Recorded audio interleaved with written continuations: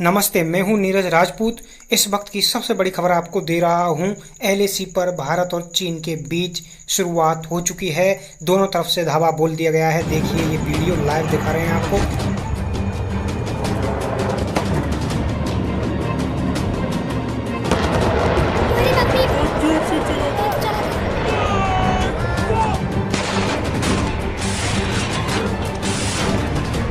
अरे राम रे, दोनों तरफ से चला।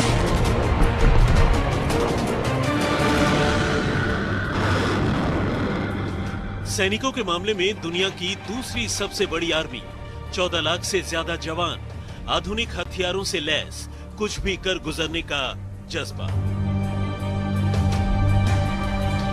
मगर मुकाबला दुनिया की सबसे बड़ी आर्मी से, करीब 21 लाख से ज्यादा जवान, ये भी आधुनिक हथियारों से लैस, इनमें भी कुछ भी कर गुजरने का जज्बा। यानी मुकाबला कड़ा है।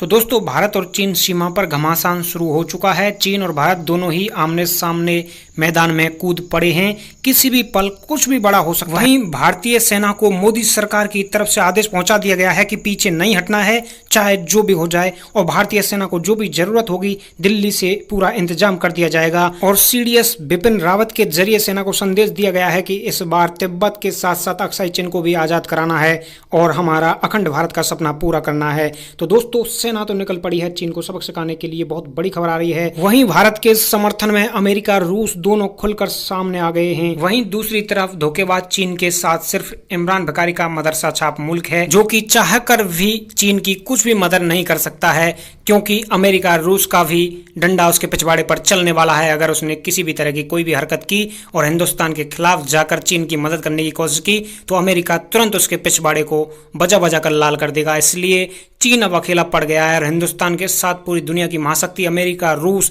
जापान, ऑस्ट्रेलिया, ब्रिटेन, कनाडा सभी खुलकर साथ आ गए हैं। फ्रांस ने और इजराइल ने तो अपनी सेना भी हिंदुस्तान के लिए रवाना कर दिया है। हिंदुस्तान के समर्थन में अमेरिका, फ्रांस और इजराइल की सेनाएं अपने अपने साजो सामान के साथ लद्दाख की ओर रवाना हो गई हैं। चीन को सबक सिखाने के लिए पूरी दुनिया की शक्तियां एक साथ लद्दाख बॉर्डर पर भारत के साथ खड़ी होने वाली हैं। ये इस वक्त की बहुत बड़ी खबर आ रही है। दोनों तरफ से देखिए, ये लाइव वीडियो दिखा रहे हैं हम, किस तरह से हिंदुस्तानी सेना ने चीन का मुंह तोड़ जवाब दिया है, उसके दांत खट्टे कर दिए। देखिए, ये चीनी सैनिकों का अंबार लगा दिया है। चारों तरफ हिंदुस्तानी सेना का जलवा है और चीनी सैनिक भारतीय सेना की जय जयकार के डर से दुम दबाकर कुत्ते की तरह भाग रहे हैं। हिंदुस्तानी सेना भारत माता की जयकार के साथ बीजिंग की ओर रवाना होते जा रही है, जहां जिनपिंग के होश उड़ाने के लिए भारतीय सेना तिरंगा झंडा बीजिंग में लहराने की ओर बढ़ चुकी है। इसे देखकर चीनी सेना तो कुत्ते की तरह भाग ही रही है, वहीं जिनपिंग के होश भी उड़ गए हैं। जिनपिंग ने जो सोचा नहीं था, वो हिंदुस्तानी सेना ने और मोदी सरकार के नए भारत ने करके दिखा दिया है। ये न्यू इंडिया है, जो पीछे नहीं हटता है, बल्कि घर में घुसकर झंडा लहरा देता है।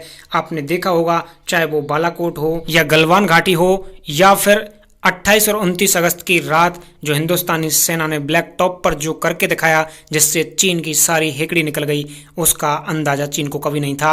और हिंदुस्तानी सेना ने अपनी ताकत अब दिखा दी है। अब हिंदुस्तान पीछे नहीं हटने वाला है। हिंदुस्तान की बीजिंग पर जीत होने वाली है। बहुत बड़ी खबर है। वहीं हिंदुस्तान ने कूटनीतिक रूप से पूरी दुनिया को अपने साथ ले लिया है, वहीं चीन अकेला पड़ गया है। भारतीय सेना देखिए किस तरह से पूरे साजो सामान के साथ मैदान में उतरने वाली है और लद्दाख की ओर गाड़ियां रवाना हो चुकी हैं। देखिए कितनी गाड़ियां पूरे साजो सामान के साथ लद्दाख की ओर बढ़ रही हैं। वहीं चीन कुछ भी नहीं कर पा रहा है। हिंदुस्तान के सामने कुत्ते की तरह दुम दबाकर भाग रहे हैं चीनी सैनिक। चीनी सैनिकों का अंबार लग चुका है मैदान में। चारों तरफ चीनी सैनिक पड़े नजर आ रहे हैं।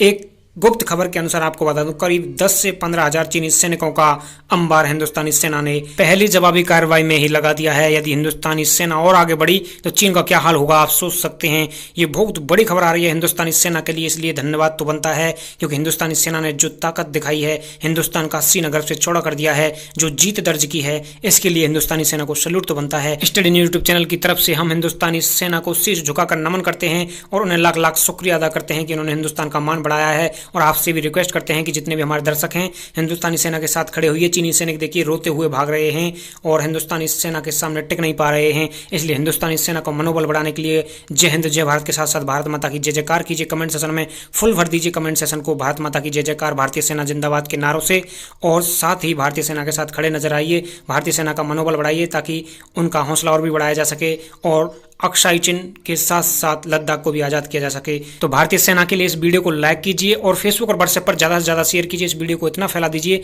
कि ये वीडियो चीन, नेपाल, इमरान भकारी के मदरसा छाप मुल्क में भी वायरल हो जाए, हर व्यक्ति तक पहुंच जाए, ताकि उनको उनकी औकात है का पता चल जाए और भारतीय सेना की ताकत का एहसास हो जाए, ताकि उनको हिंदुस्तान से जो पंगा लेने की पड़ी रहती है उसका उनको अंदाजा हो कि जिस हिंदुस्तान के सामने चीन नहीं टिक पा रहा है तो उनकी औकात ही क्या है।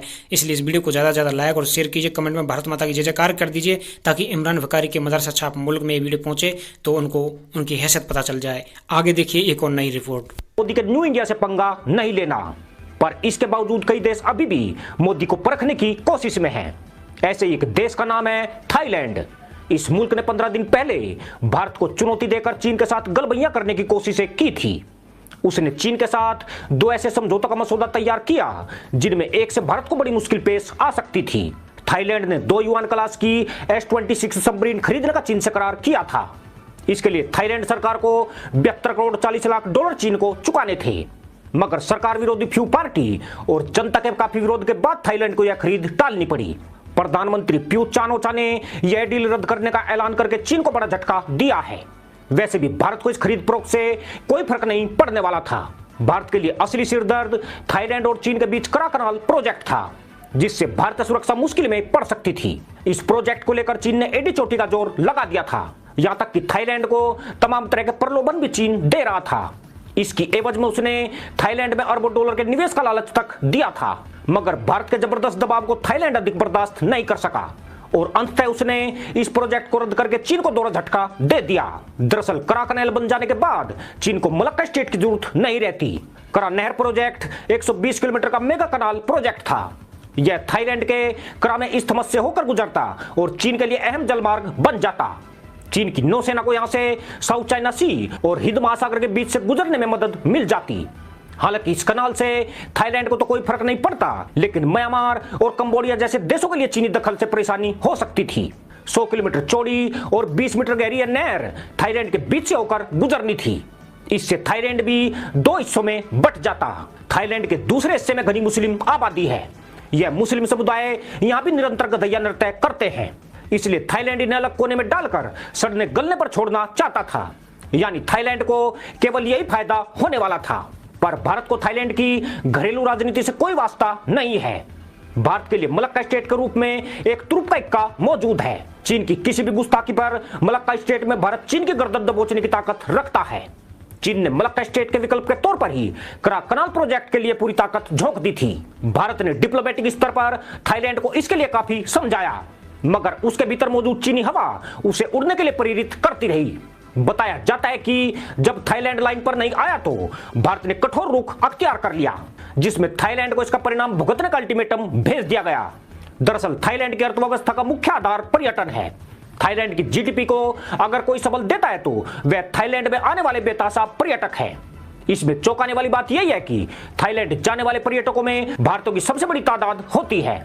भारत ने थाईलैंड को संदेश भेज दिया था, अगर शत्रु की तरह व्यवहार जारी रहा तो भारत को भी दोनों देशों के रिश्तों की समीक्षा फिर से करनी पड़ेगी। थाईलैंड को साफ साफ बता दिया गया कि चीन के साथ मिलकर वह जिस प्रोजेक्ट को आगे बढ़ा रहा है उससे भारत के अलावा कंबोडिया और म्यांमार को भी आपत्ति है। साथ ही अमेरिका ने भी थाईलैंड को ऐसा कोई समझौता चीन से नहीं करने की सलाह दी। हालांकि थाईलैंड के साथ अमेरिका के रिश्ते ज्यादा अच्छे नहीं है, मगर भारत थाईलैंड के रिश्ते पहले से मजबूत रहे हैं। थाईलैंड पर लगातार बढ़ रहे दबाव का असर यह हुआ कि उसने एक ही झटके में चीन से दोनों समझौते खत्म कर दिए। न केवल समझौते रद्द किए, बल्कि चीन द्वारा थाईलैंड में किए जा रहे निवेश की समीक्षा की बात भी कह डाली। ऐसा इसलिए हुआ कि भारत उसे समझाने में कामयाब रहा कि चीन द्वारा थाईलैंड में किया जा रहा निवेश भविष्य में उसके लिए घातक हो सकता है। यानी मोदी की कूटनीति से चीन को हर मोर्चे पर मात मिल रही है। भारत से बचने की जुगुत तलाशते चीन को अंतर्राष्ट्रीय बेइज्जती भी करानी पड़ रही है। मलक्का स्टेट जैसी भौगोलिक अहमियत वाली जगह से चीन भारत के चक्रव्यूह से निकलने में नाकाम हो गया है।